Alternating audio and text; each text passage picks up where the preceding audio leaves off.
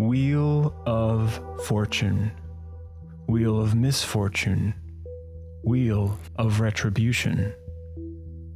Arcanum 10 has many names and forms. Known in the East as Bhava Chakra, the Wheel of Becoming, Samsara. This cosmic law teaches that what we think, we become. Each time our soul enters a new life, it plays out like a film reel, rhyming and repeating, frame by frame, moment by moment, action by action. Arcanum 10 is all our experiences of fortune and misfortune, joy and sorrow, cycling the wheel. How we experience each moment will determine what we become and the destination of our soul. The Buddhist mala is made of 108 beads.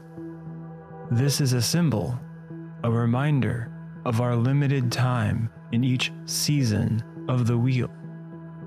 All cosmic nature occurs in cycles, in circles. A circle contains a beginning and an end, repeating. This is eternity, the true nature of eternity, of what we call time. Through over-reliance on intellect, we long ago lost awareness of how to be within the eternal now. What's worse, we forgot how to remember our being, our highest self, our divine spirit. We lost our ability to consciously traverse higher dimensions, remember our past lives, and converse with the many forms and beings of divinity. These days, we mistake intellect for consciousness. We rely on our physical senses alone, without realizing we have higher senses, spiritual senses, that, if developed from their atrophied state, can perceive the higher interior dimensions of nature beyond time and space. Instead, through over-reliance on our intellect, we mistakenly create a quote-unquote me, a false sense of myself based on our ancient lower desires like pride, anger, lust, that only know how to live mechanically in the repeating wheel of samsara, fortune and misfortune. When we first descend into the wheel of becoming, in which the physical dimension is like one great cog, our soul entered the mineral kingdom. To physical senses that only perceive the exterior, lower dimensions, minerals appear inanimate and lifeless. Yet, if the spiritual perception of clairvoyance is developed and gazes into any mineral, one will witness an elemental soul in the earliest stages of development. Upon completing their time in the mineral kingdom, a soul graduates to the plant kingdom, further advancing its development. When such development concludes, a soul enters the animal kingdom to directly experience all those related animalistic energies, or you could say egos. When finished there, a soul enters the humanoid kingdom, where the prime goal is learning how to master and transmute those previously learned animalistic energies. If successful in this endeavor to gain self-knowledge, a soul transcends into the higher dimensions of consciousness. This time in the humanoid kingdom is related to the riddle of the Sphinx, who sits atop Arcanum 10. The Sphinx is a fusion of the paws of a lion, the hooves of an ox, the wings of an eagle, and the face of a human. Each creature represents an element: the lion, fire; the ox, earth; the eagle, air; and the human, water.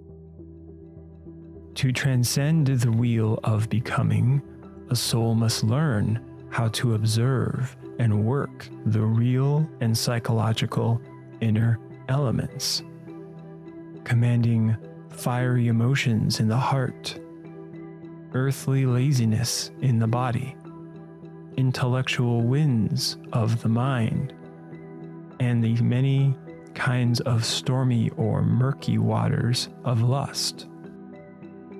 The Sphinx also holds a staff, symbolizing our spinal column, our willpower, and also the ether, source of each element. To master the elements within and obtain self-realization, a soul must cultivate willpower through forms of meditation practice. Learning how to handle the internal staff of high magic. This awakening and liberation are made possible only through each soul's divine mother, who is hidden within Arcanum 10. Central to this card, to this Arcanum, is a wheel and two figures. On the right, we see Hermanubis, Hermes Anubis, who helps to bring souls up from the mineral kingdom to the apex of the humanoid kingdom at the top of the wheel. On the left, we see Typhon, who helps to pull souls who choose not to dissolve their animalistic energies back through the wheel to repeat another cycle. In esoteric terms, the circle is the eternal feminine principle, the receptive force. The dot is the eternal masculine principle, the projective force. When the projective force enters into action, the dot extends, and the eternal feminine principle receives that projection. Here we see how the eternal principles, by uniting in a sacred, cosmic, and sexual act of creation, produce dimensions of duality. First is the three aspects of the Ayin, Ayin Sof, and Ayin Sof Aur. We discussed these in an earlier video in the series. Next, all the other dimensions unfold from this creation of eternal masculine and feminine forces. Although duality is an illusion, it is also a cosmic law. You could say it is a real illusion with real consequences. As the cosmos unfolds and condenses into lower and lower dimensions, it forms increasingly complex cosmic laws. With such complexity, the eternal masculine and feminine become separate. They separate, becoming Arcanum 10, the physical dimension, the wheel of becoming, samsara. Here, duality takes a most potent form of real illusion. This also forms the mantra and name of the Divine Mother, Ram-Io. Ram-Io is an esoteric name for the Divine Mother, which, spelled backwards, is Mary. The mantra Ram-Io is a powerful way to reinforce one's willpower toward divinity. The power of the Divine Mother is exactly what we require to dissolve any ego in us, if we have comprehended that ego. Only then can our chains to this wheel of physicality, of becoming, dissolve. Only then can we transcend the law of recurrence.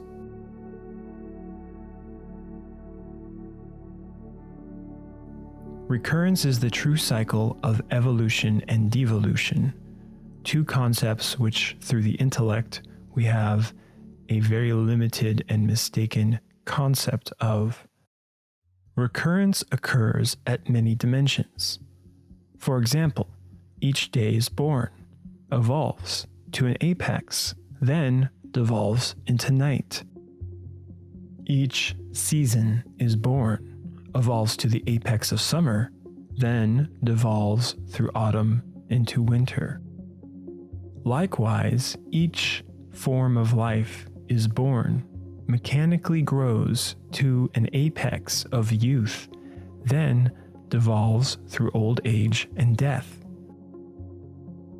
Something similar happens with our egos that constitute our mechanical, illusory me.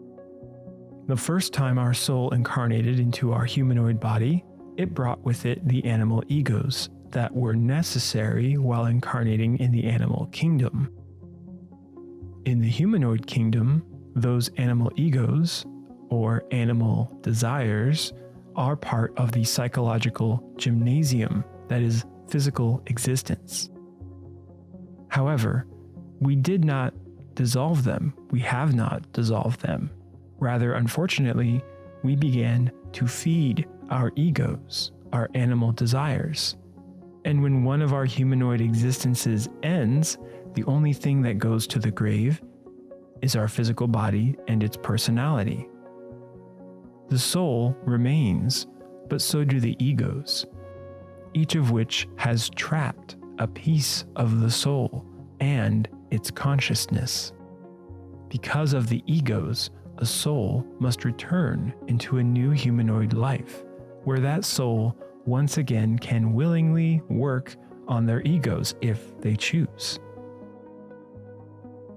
The wheel of becoming is a school, a gymnasium meant to help us grow as a consciousness. However, there is a limit to how many attempts a soul receives, and that is 108 humanoid existences.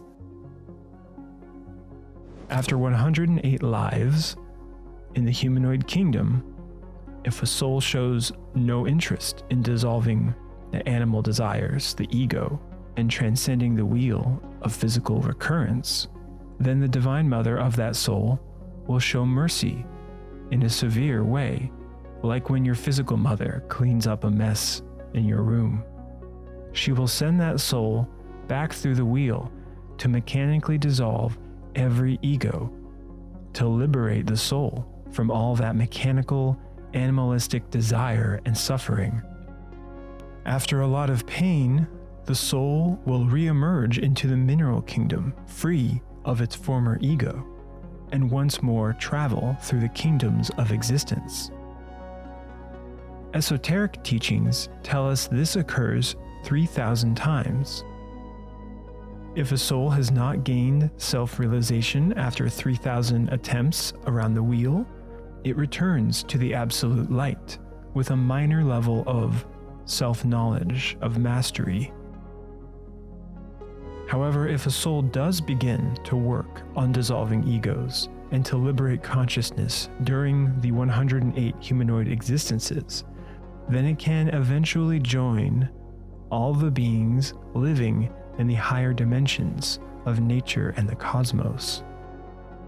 I share these teachings not to frighten, but merely to inform.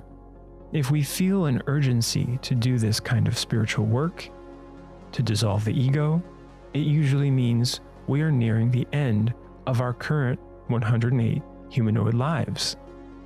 Even if one is on the final 108th life, and they begin to seriously work on their egos. Cosmic law will give them opportunities to willingly continue that work to fully dissolve the egos and to transcend the wheel. That work, dissolving the ego, is a struggle with our animal desires, rooted in lust, which is depicted in Arcanum 10 by the two snakes in the waters of the card. The snake on the right is Kundalini, the brass healing serpent of Moses. On the left is the Kunda buffer, the descending energies, also known as the esoteric tail of Satan. Notice that both serpents rest upon an egg, a symbol of birth, reminding us that how we utilize our sexual energies will give birth to our internal and external circumstances. Arcanum 10, Retribution, Fortune and Misfortune. The way we overcome this internal struggle, the way we learn to work with our elements internally, is by learning how to work with our four ethers, which in the Bible is described as separating the waters from the waters. The four ethers are the luminous ether, the reflective ether, the chemical ether, and the ether of life. The luminous and reflective ether are both related with meditation. The chemical ether helps to digest food, and the ether of life is what gave birth to our physical body and every physical body. By learning how to settle the body, mind, and emotion, we allow these very subtle etheric energies to settle, to separate, like how a muddy glass of water separates. Then we can perceive our psychological errors in the higher dimensions with far more clarity. We gain comprehension of egos, and we can ask our Divine Mother to dissolve them. This is how the work on our egos begins, and it is how we bring our egos to an end.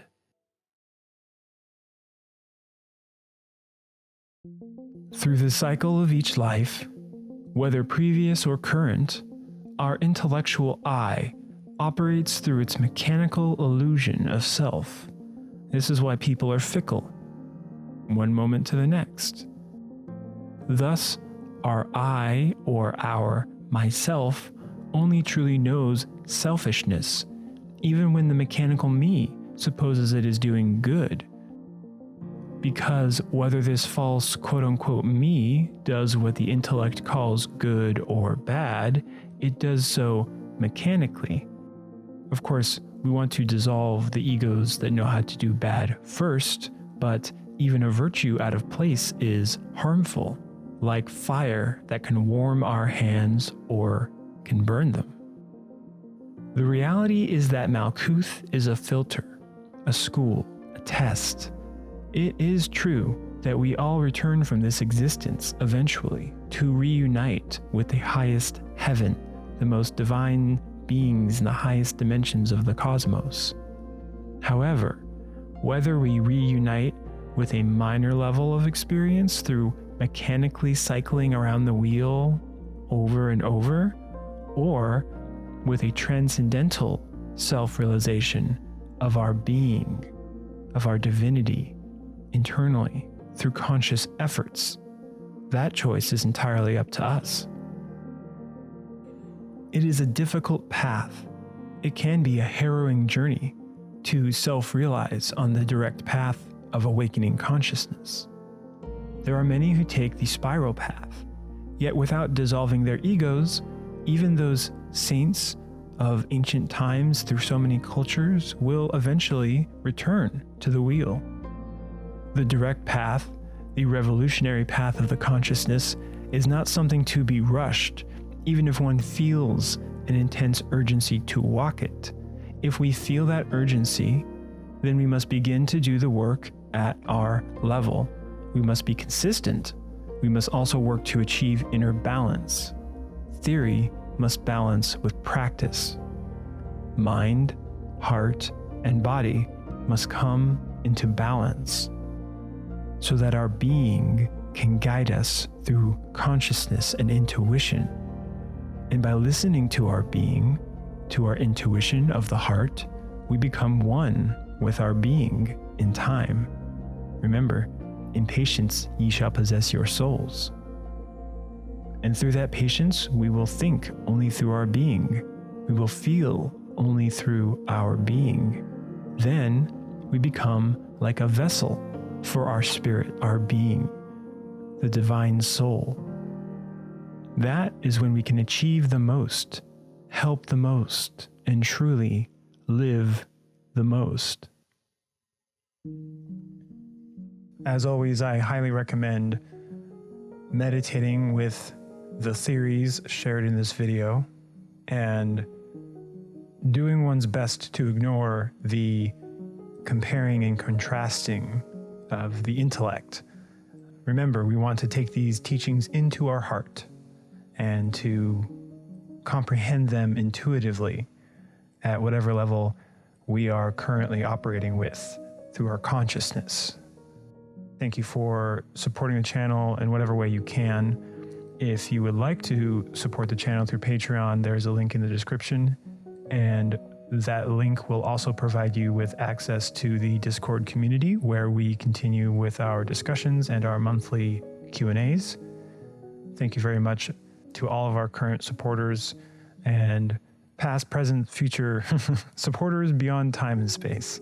With all that said, until the next video, I hope you are doing well and have much joy, peace, and happiness in your heart.